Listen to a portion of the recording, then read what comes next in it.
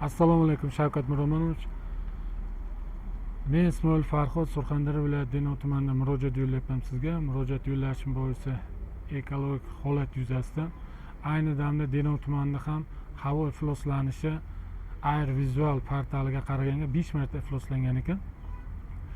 Hozir Denov tumanidagi maktabgacha va maktab ta'limini binosiga keldim. Bu yerga kelishim sababi qani Denov tumanida nechta maktab bor, nechta bog'cha bor va qaysi yo'qligidan hozir foydalanyapti qish mavsumida. Shuni bilish maqsadiga keldim. Menga ma'lum qilishdiki, Denov tumanida 110 ta maktab bor ekan, 55 ta bog'cha bor ekan.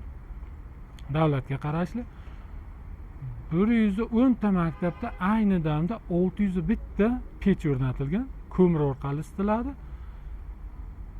55 ta bog'chaga 167 ta kotel o'rnatilgan. Ko'mir bilan isitiladi u pechlar.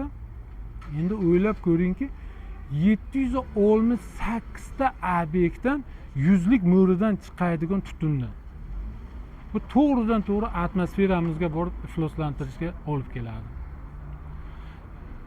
Men aytmoqchimanki, hurmatli Shavkat Miromonovich, mana shu maktabgacha ta'limni ham, maktabni ham gazlashtirish kerak. Bu to'g'ridan to'g'ri sizga bog'liq, hurmatli prezident.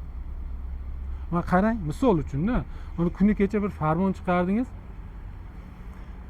Mana Toshkent atrofidagi barcha issiqxonalarni gazlashtirsin deb. Bu juda ham to'g'ri va o'rinli-da bu yurish deb bilaman.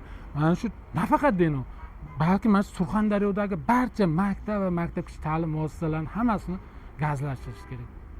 Shundagina havomizni ifloslanishini oldini olgan bo'lardik.